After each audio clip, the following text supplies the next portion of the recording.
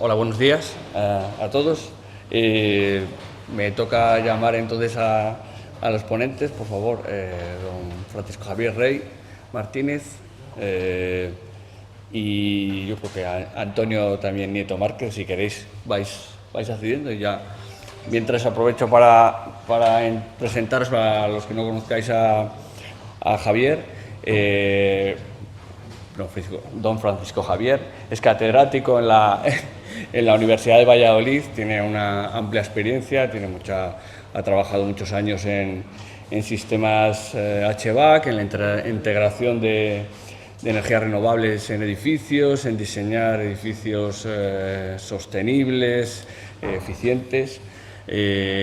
Lidera un grupo de investigación de excelencia en estos temas y participa de comités técnicos en varias asociaciones de relevancia en el sector, como ATECIR.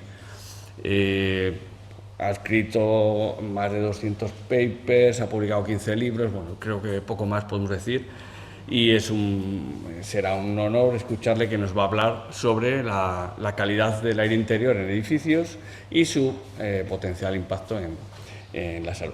Así que, por favor, Francisco.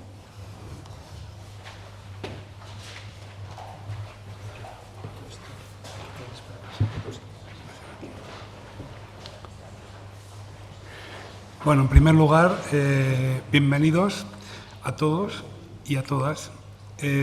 Darles las gracias a la Asociación de Fotocatálisis y en especial a mi amigo David, que ya nos une diferentes encuentros desde hace años y lo cual pues estoy muy satisfecho y agradable de estar aquí participando de los conocimientos que trataré de dar de manera resumida, breve y no cansarles demasiado, pero sí al menos me gustaría que llevaran una idea de lo que consiste la calidad del aire interior en los espacios edificios. La conferencia que voy a hablar se titula Calidad del aire interior, con las siglas en inglés Indoor Air Quality y un reto para la salud. Bueno, comenzaré con una verdad incómoda. Miren, la Organización Mundial de la Salud establece o tipifica que hay más de 3 millones de personas fallecidas a causa de la contaminación. En Europa nos correspondería alrededor de 520.000, de los cuales 436.000 son por partículas. El resto se divide en NOx, ozono y otros gases, ¿no? En España tenemos, estas son las cifras tipificadas anuales, son 24 o 25.000 muertes prematuras, y vean la importancia que tienen las partículas fundamentalmente frente al resto, aunque bueno, ahí tenemos también óxidos de nitrógeno y otros gases, ozono. Referente a la Organización Mundial de la Salud y a las normativas que tenemos vigentes, vean en los colores que yo les he tipificado los 3 tipos de contaminantes más frecuentes con el ambiente exterior, que son las partículas finas, las partículas un poco más gruesas de tamaño 10 micrones, el ozono a 8 horas y el dióxido de nitrógeno o NOx llamaríamos. Miren, los nuevos límites legales son lo que yo he representado en rojo, ahí se ve un poco granate. Se van a reducir respecto al amarillo. Esas son las concentraciones en microgramos metro cúbico, y vean en azul cuáles son las que propone la Organización Mundial de la Salud, los cuales estamos todavía lejos. Actualmente, a pesar de que cumplimos normas europeas, y todavía estamos un poco lejos de las que realmente la Organización Mundial de la Salud nos indica, ¿no? Mi primera pregunta es, ¿y ustedes qué aire respiran?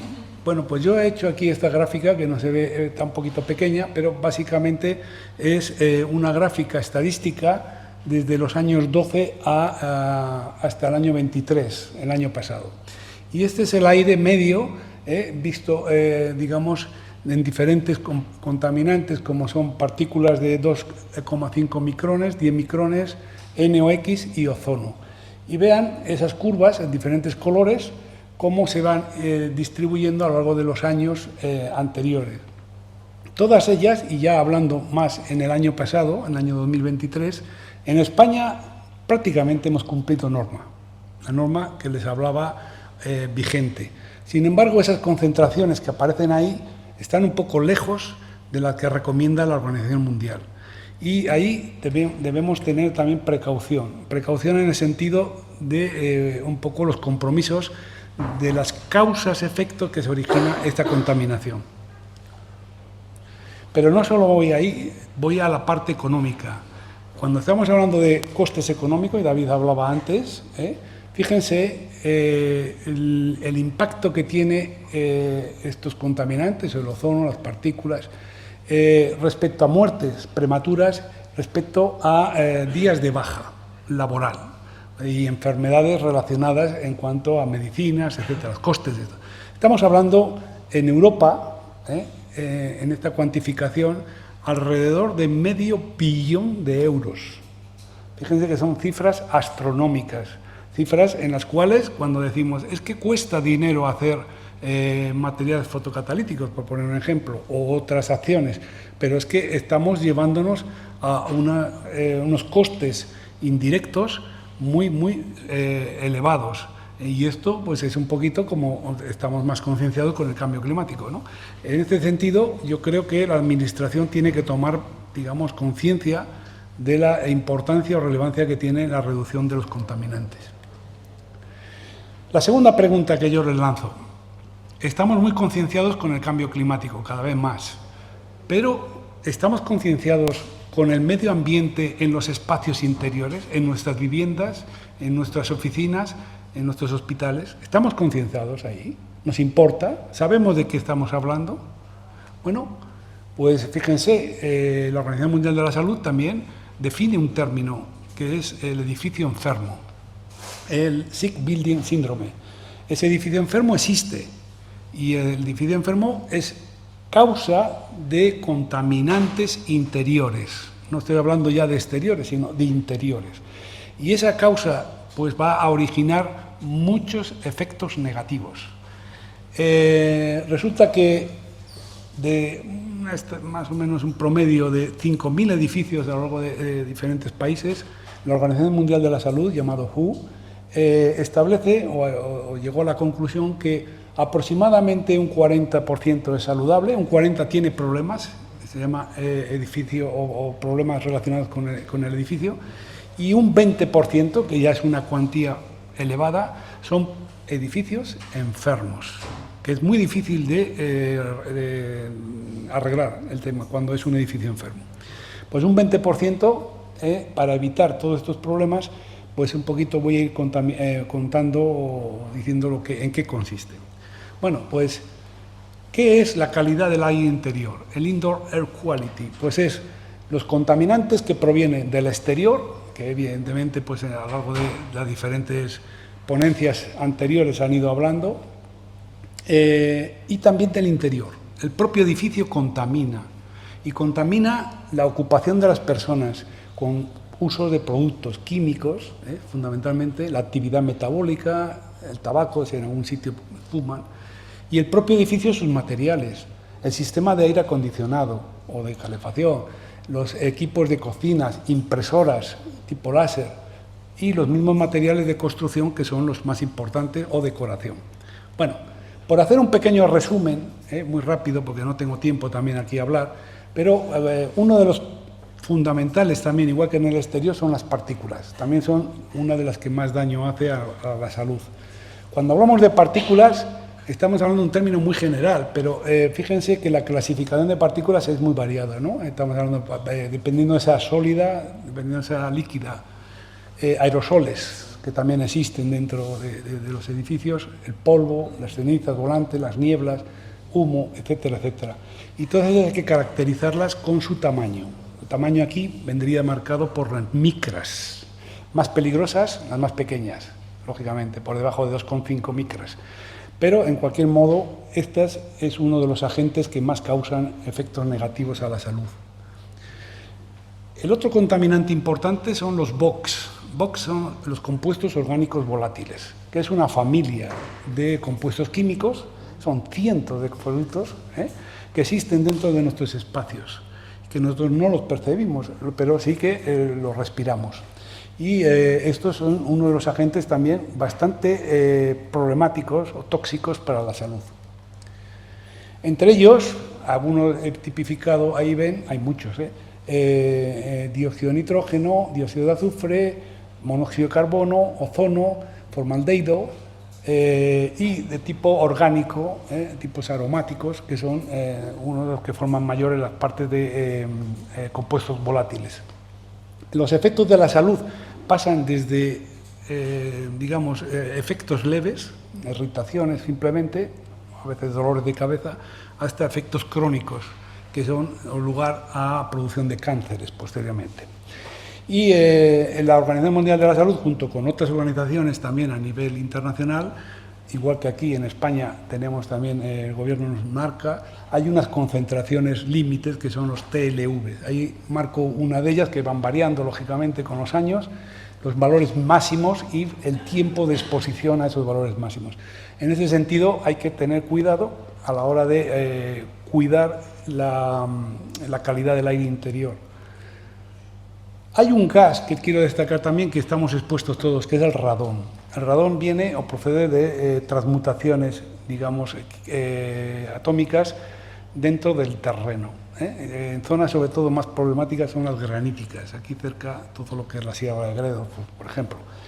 Ese radón penetra a través del suelo a nuestras viviendas y este radón está tipificado a nivel ya internacional, todos los americanos lo tienen muy claro, es el segundo agente más provocador de cánceres de pulmón, después del tabaco. El radón es un agente radiactivo, nosotros lo respiramos, tiene que asociarse siempre a una partícula o un aerosol, inhalamos dentro de los pulmones y tiene un tiempo medio de vida de desintegración atómica 3,5 días. En 3,5 días está bombardeando partículas alfa nuestras células pulmonares y es uno de los agentes peligrosos.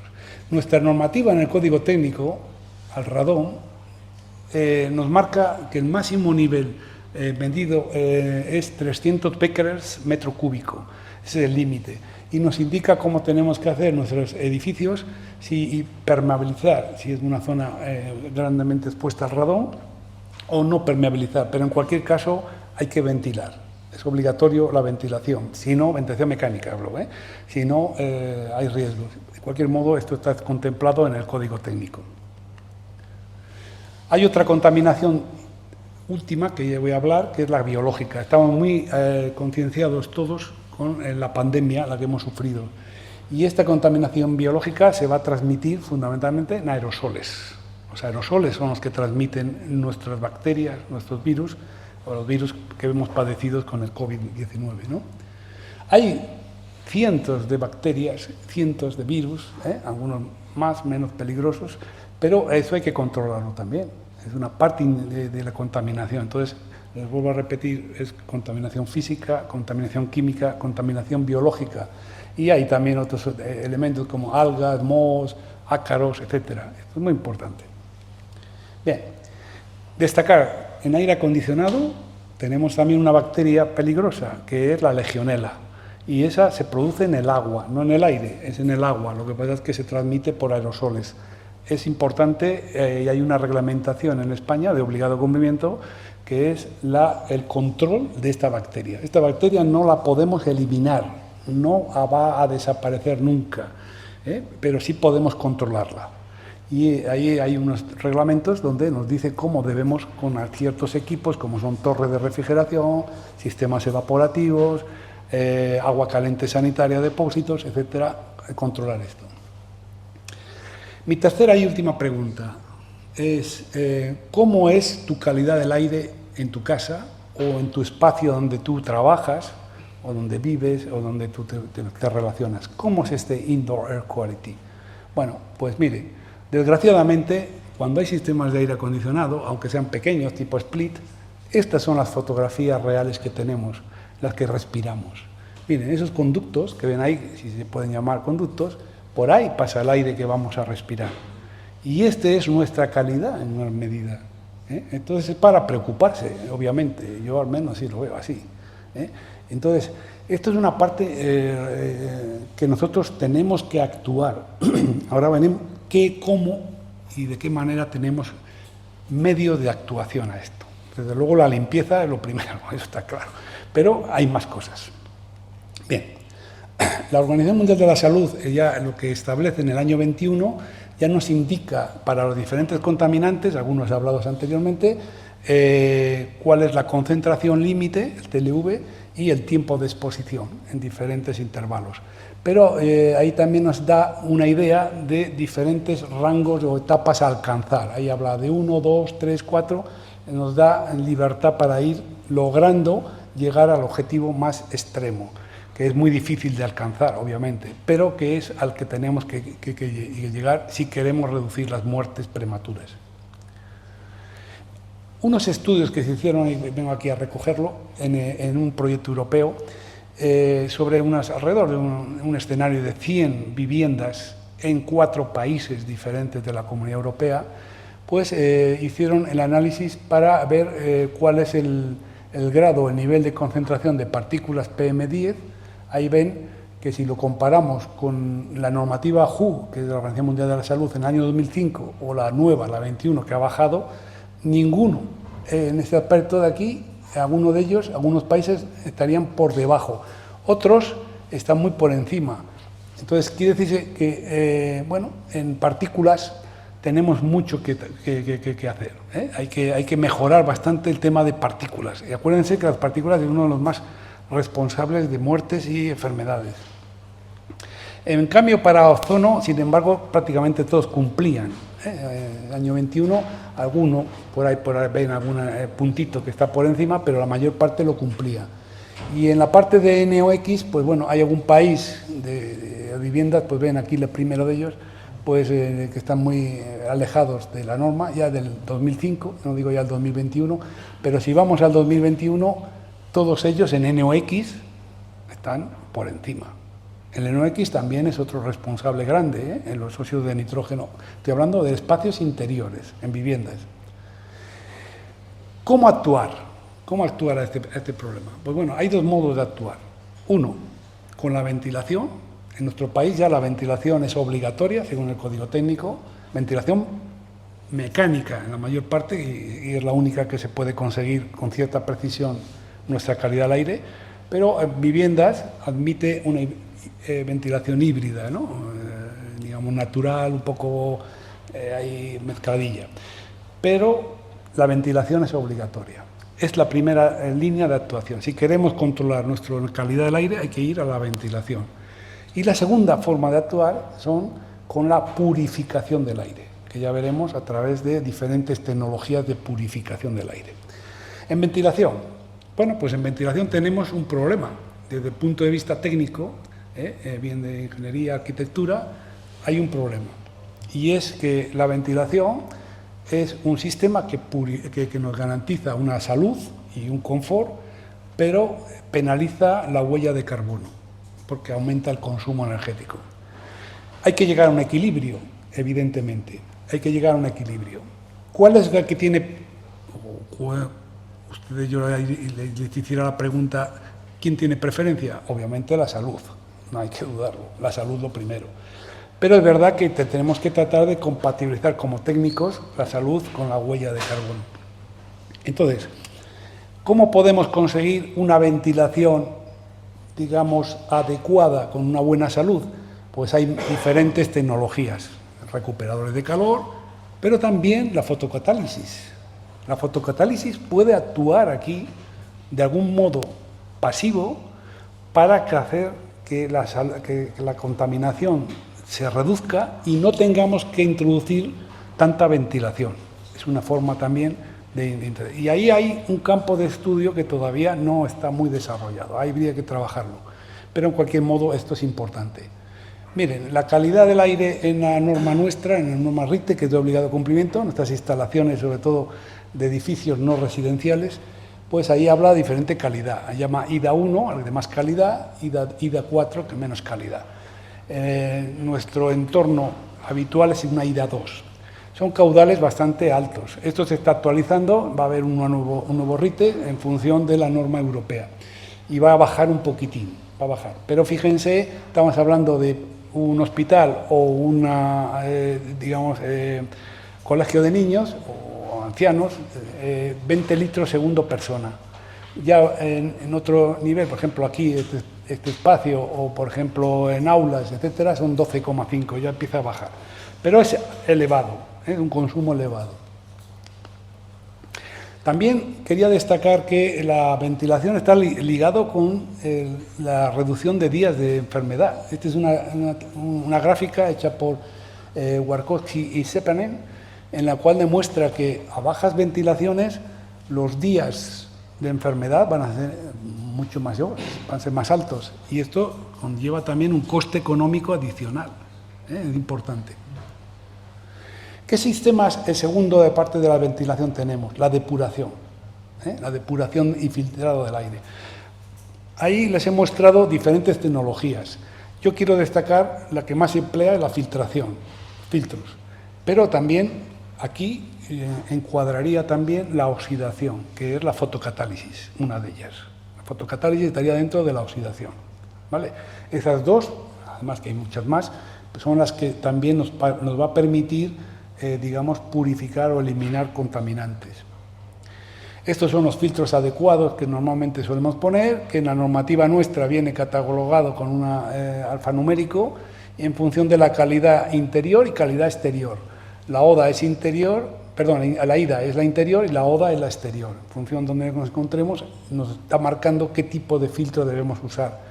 Pero además hay otras tecnologías para la purificación, ahí lo ven, y ahí yo quiero destacar, ahí lo tienen, este de ahí que es el filtro fotocatalítico con óxido de titanio. También es un tema que aquí hay un campo de investigación importante y que hay que desarrollar, porque sí que hay casas comerciales que ponen a veces de todo, pero ni se sabe cuál es la eficiencia, ni se sabe cuál es el tiempo de exposición, ni se sabe cuál es la longitud de onda de la lámpara ultravioleta, es decir, genera todavía un campo de investigación elevado a ese tema. Y aquí ya es el aire que pasa a través de ese filtro el que vamos a purificar, y le vamos a purificar mediante una tecnología fotocatalítica. Tecnología fotocatalítica, que ya la conocen, también empleada de manera pasiva con pavimentos, pero pavimentos interiores, que podríamos utilizar, o pinturas, usando diferente tipología de materiales. Ahora lo más actual es los nanomateriales, y cualquiera de los casos pues nos va a eliminar partículas, nos va a eliminar NOx, SO2, nos va a eliminar volátiles orgánicos porque nos los oxida y los descompone, y otro tipo de bacterias también, y ya virus habría que demostrar más porque yo creo que ahí ya no pondría la mano, ¿vale? De manera que, bueno, es una tecnología muy útil también para espacios interiores, ¿no? Aquí se está hablando de espacios externos, pero para espacios interiores lo veo como una aplicación muy, muy importante y relevante. Un estudio que ha hecho el profesor M. García Rueda y colaboradores en el Hospital de Málaga, pues fíjense, ahí habla era una exposición al humo de tabaco, y la primera gráfica que ven es partículas en función del tamaño, de 1 micra, 2,5 y 10, y en diferentes tiempos, en 30 minutos y en 24 horas.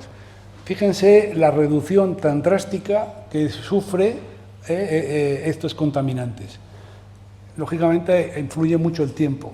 En media hora es un poquito menor, pero casi en un día. Fíjense la bajada enorme. En el azul es cómo quedaría después de esta exposición.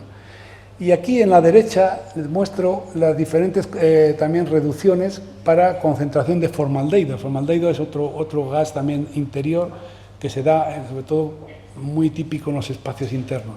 Y vean cómo baja también a diferentes horas en la línea azul frente a si no hay un tratamiento fotocatalítico. Lo mismo pasaría con los volátiles orgánicos, ahí lo llaman COV, toda la familia de volátiles orgánicos. En resumen, ahí ha sacado una media de las diferentes partículas, el formaldehído y los volátiles orgánicos, que es lo que ha hecho el estudio, y fíjense las mejoras, estamos hablando casi más del 50% de reducción. Es una manera pasiva, aunque no ha hecho más que un sistema pasivo, y sí, es verdad que aquí no es con el sol, ha tenido que introducir unas lámparas de ultravioleta. Actualmente, ¿cómo están nuestras viviendas o qué es lo que nos exige la Comunidad Europea con la nueva EPBD? Pues nos exige un control de la calidad del aire interior. Y ese control, igual que el confort térmico, pues ahí yo se lo he representado con un aparatito, que es una sonda que ven ahí en blanco, ahí van metidos todos los sensores. Y eso son sensores conectados con lo que se llama el Internet de las Cosas, en el cual, mediante un sistema digital, un sistema Building Management System, pues estamos en la nube transmitiendo nuestros datos y nuestra información de los diferentes sensores, de los cuales ahí hablamos de partículas, CO2, NOx, volátiles orgánicos, etcétera, etcétera, ¿no? Esto es lo que nos viene ya. Y que ya los edificios grandes ya vienen así, Nosotros podemos sacar una información muy grande, por ejemplo, esta gráfica de partículas, en este caso 2,5, y vemos cómo evoluciona en el tiempo, en el cual vemos si pasamos del nivel establecido en concentración, como ven esa línea a 40, o no lo pasamos, y cuándo son los episodios, o a qué es debido. Lo mismo que en partículas, estamos hablando de volátiles orgánicos, como ven ahí la línea en azul, los box, y ven también los episodios que pueden ocurrir, ¿no? Por ejemplo, ¿por qué suben esos picos a las 10 de la mañana? Pues normalmente ahí puede ser por los olores aromáticos que se llevan, perfumes, en el otro una ventana que se abre. Podemos ir haciendo un seguimiento, una monitorización, que luego con un tratamiento de datos, con un Big Data, podemos establecer un potencial en la mejora y en la optimización de todo este esquema. Para ir terminando ya, decirles, estamos muy sensibilizados con la certificación energética de los edificios, todo porque nos lo obliga el Estado, y también cada vez más con la certificación de sostenibilidad. Esta menos porque cuesta mucho, como son los certificados LEED, los BREEAM, etcétera. Pero casi nadie está sensibilizado con otro certificado que existe y que ya empieza a desarrollarse en los edificios, que es el Wellness.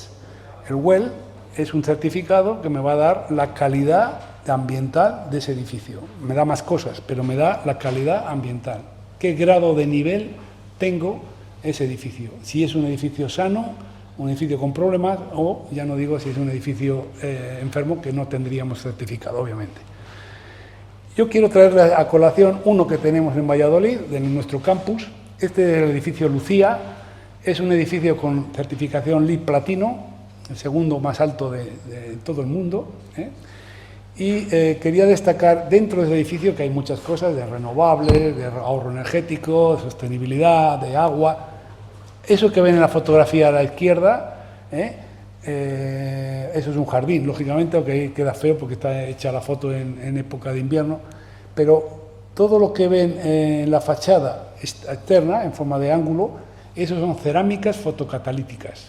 O sea, este edificio, en su campus, donde se ha construido, tiene materiales fotocatalíticos externos dado para, digamos, reducir o eliminar los contaminantes, sobre todo SO2 y NOx, de una empresa que está muy cerquita, es de Michelin, que hace las ruedas. Entonces, ahí se hizo para mejorar la calidad ambiental externa del campus. Pero también hay cerámicas interiores, ahí ven ahí, para ese espacio, la foto superior, donde de manera pasiva es fotocatalítica, con la luz natural, pues está descontaminando. Si quieren alguna información adicional, porque yo ya no tengo más tiempo, ya creo que el tiempo es muy justo, ahí tienen un libro que hicimos y es publicado por Paraninfo a nivel nacional, Calidad de Ambientes Interiores, que se conoce como Indoor Environmental Quality. Es lo que Europa ahora está pesando en los edificios. Y luego este de aquí, de ATECIR, que es de ventilación, si quieren verlo o analizar, y algunos trabajan con edificios. Este es de viviendas y hay otro que es el 108, que ya no lo he puesto ahí, es edificios no de viviendas, no residenciales. Toda la tecnología o tipología cómo evaluar la calidad mediante el control de la ventilación. Y por mi parte, nada más, muchas gracias y estoy a su disposición.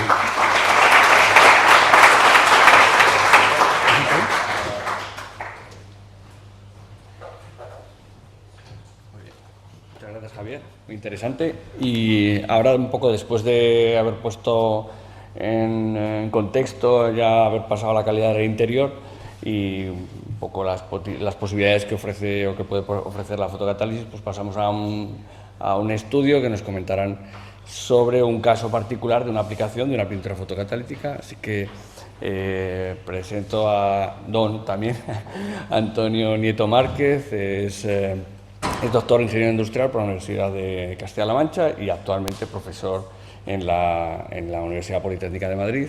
Trabaja en varios ámbitos, pero entre otros, pues un poco valorando el impacto que pueden tener materiales fotocatalíticos en interiores. Por favor, sí.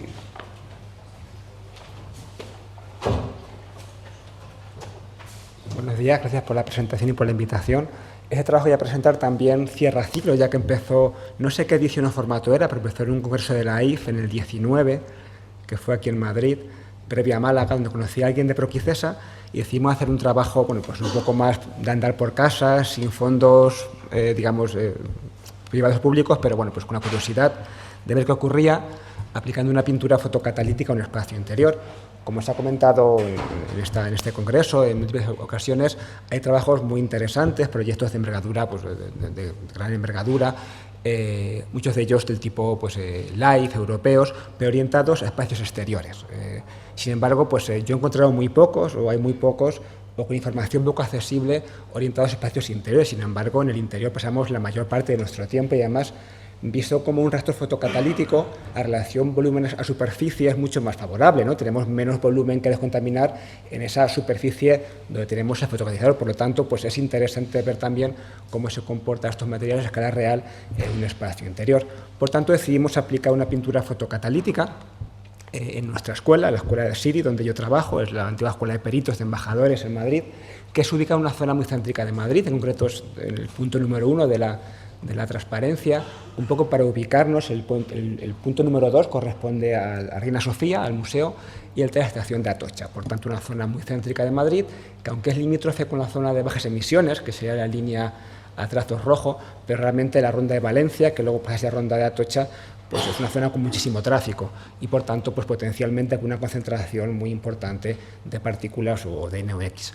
Por lo tanto, pues, bueno, aquí se muestra una imagen de la escuela, en la que, como curiosidad, las calles limítrofes también fueron las calles del fotoscaling. Por tanto, tenemos una pequeña isla fotocatalítica en el barrio de la escuela.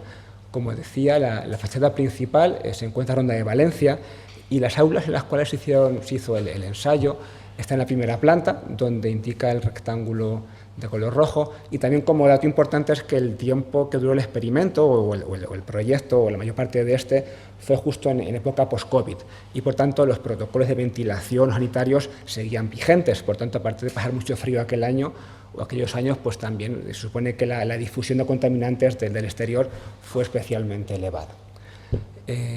Por lo tanto, aquí se muestra un plano, un mapa de la planta en la cual se ubicaba la zona del estudio. Elegimos dos aulas, que son las que están marcadas, dos de las tres marcadas en verde, 17 y 15, que daban a Ronda de Valencia, y que eran aulas realmente idénticas, aulas que se podían considerar gemelas, para poder evaluar el impacto de esta pintura fotocatalítica en espacios pues simultáneamente y en espacios idénticos. De igual tamaño, igual distribución, igual actividad académica y, por tanto, pues realmente espacios comparables. Después de muchas negociaciones con el equipo directivo, conseguimos que nos dejaran pintar el aula 17, que fue el aula ensayo, a finales de mayo del año 21, con la pintura Procliner de la gama cromática que ofrecía Proquicesa, tal y como se muestra en aquella figura. Como teníamos poco presupuesto, pues elegimos como método de análisis los tubos o de medición, los tubos pasivos tipo Palmes, que eran tubos, pues como se muestra en la figura, unos tubitos de un diámetro de 1 centímetro más o menos y una longitud de unos 7 centímetros, que se colocaban como se muestra en las imágenes, aprovechando algún elemento pues tipo marco de ventana o perchero o pizarra. Eran tubos que estaban abiertos por la parte inferior, por la que difundía espontáneamente o por difusión natural el NO2, que fue la molécula que seguimos como molécula representativa de la contaminación o calidad del aire en estos interiores, y que llegaba a la parte superior, que tenía un taponcito con una rejilla que tenía impregnado un disolvente, una amina, el cual iba captando, absorbiendo el NO2, y posteriormente se extraía el tiempo de... Era una semana el tiempo de exposición, antes de retirarlo y poner tubos nuevos, de modo que pues se extraía y se medía por un método colorimétrico la concentración o cantidad de NOx o de NO2 en el tiempo de exposición que se había puesto en el aula. Entonces, bueno, pues pusimos en cada aula, en el aula espejo y aula ensayo, 10 tubos, 7 de ellos ubicados en el perímetro interior del espacio y 3 más en la parte externa, en la ventana por fuera, para tener una referencia de la concentración de NOx en el aire que estaba circundante al espacio que estábamos estudiando. Aquí se muestra el cronograma del proyecto, del trabajo, que duró aproximadamente 2 años, y aunque el punto amarillo pues, indica el día en que se pintó la pintura, empezamos un poquito antes, haciendo 2 actuaciones que fueron pues, bastante importantes. Primero, validar el método analítico, ya que era un método relativamente sencillo, pues ver que tenía validez o que podíamos fiarnos de él de cara a sacar conclusiones, digamos, importantes o sólidas en el estudio. Y luego una campaña previa o campaña primera en la cual se midió la concentración de NO2 en ambos espacios antes de aplicar la pintura.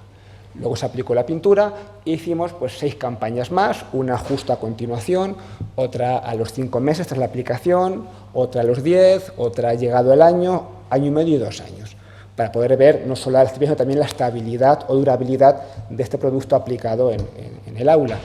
Cabe destacar que no se realizó ningún tipo de repintado, limpieza o mantenimiento, únicamente se vio, pues, se aplicó la pintura el día de la aplicación y se vio la estabilidad con el tiempo, eligiendo pues, 2 años como periodo de estudio.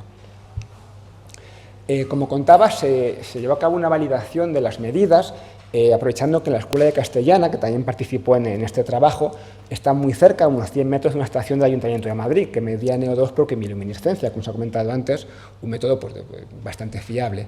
Y pudo verse cómo la concentración de nuestros tubos en la azotea de la escuela, en comparación con la que daba el Ayuntamiento, eran muy semejantes, con una desviación pequeñita y diferencias en torno al 7%, con lo cual pues, nos daba cierta fiabilidad del método de ensayo elegido. Aquí puede verse en estas figuras, la de la derecha corresponde a la concentración en exteriores, en la parte externa de las ventanas donde se ponían los tubos, a mi izquierda en interior, las barras azul más oscura corresponden al aula que tenía la pintura y las más claritas corresponden al aula que no tenía la pintura. Y bueno, puede verse como si nos fijamos primero en el exterior de las aulas, puede verse como la concentración fue bastante semejante en ambos espacios, no hay diferencias significativas o aparentemente significativas. La flecha señala corresponde al momento de aplicación de la pintura, por tanto, las 3 semanas anteriores en el interior puede verse como tampoco había diferencias importantes, cosa que se revirtió tras la aplicación de la pintura. Vemos como en todos los casos el aula que tenía pintura mostró valores más pequeños que el aula que no la tenía. Aún así, para poder dar una validez estadística a estas diferencias entre conjuntos de datos, se llevó a cabo un test de Student con una significancia del 0,05, por tanto, siempre que el valor del estadístico P que arroja este test fuera menor que ese valor, 0,05, se podía afirmar que la diferencia era significativa, que no era aleatoria y podía asignarse o atribuirse a algún fenómeno, por ejemplo, en este caso, obviamente, a la presencia de la pintura fotocatalítica. Entonces, si nos fijamos en este valor de P, fue pues, no significativo en 5 de los 6 casos correspondientes a la medida en el exterior.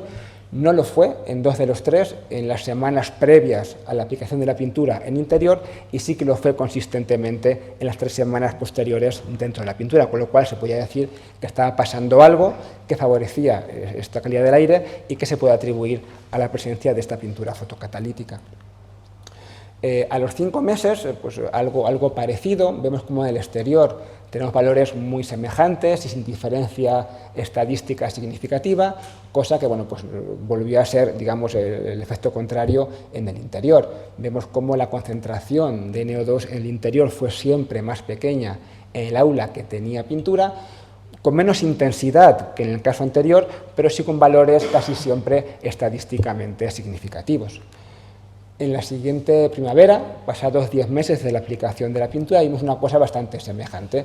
Valores muy semejantes, no significativos en el exterior, salvo en un caso, en la primera semana, como se ve aquí, donde salía perdiendo el aula que sí tenía pintura, aunque cosa que se revirtió en el interior. Vemos como ahora sí que la concentración en el interior era menor en el aula que tenía pintura. En el resto de los casos, valores también generalmente más pequeños en el aula 17 y con valores estadísticamente significativos. Bueno, no he comentado que la duración de las campañas fue diferente, entre 2 y 6 semanas, un poco ajustándose a lo que requería el aula, ¿no? A la logística de la escuela, que no siempre permitía pues, estar midiendo pues, de forma continua. En esta campaña, que únicamente pues, duró 2 semanas, no se pudo medir durante más tiempo, vemos una cosa semejante, valores muy semejantes fuera del aula y valores de nuevo diferentes y con menor concentración de NeoX o de Neo2 en el aula que tenía pintura y de nuevo con valores o con diferencias más acentuadas que en el caso anterior y de nuevo con valores estadísticamente significativos. En el siguiente otoño, el año y medio, otoño-invierno, tras la aplicación de la pintura, pasó una cosa semejante a lo que había ocurrido justamente un año antes. De nuevo valores muy semejantes en el exterior, sin diferencias importantes, y valores diferentes, aunque no tanto y no tan significativos en el interior. Parece que el efecto va haciendo un comportamiento cíclico, porque al llegar a los 2 años, de nuevo en la primavera del último año, vemos cómo la concentración va a ser mucho más pequeña en el aula que tenía la pintura y de nuevo estadísticamente significativa. Por lo tanto, parecía que no hay un efecto o una desactivación importante de la pintura, sino más bien un efecto cíclico que podría atribuirse a algún factor ambiental.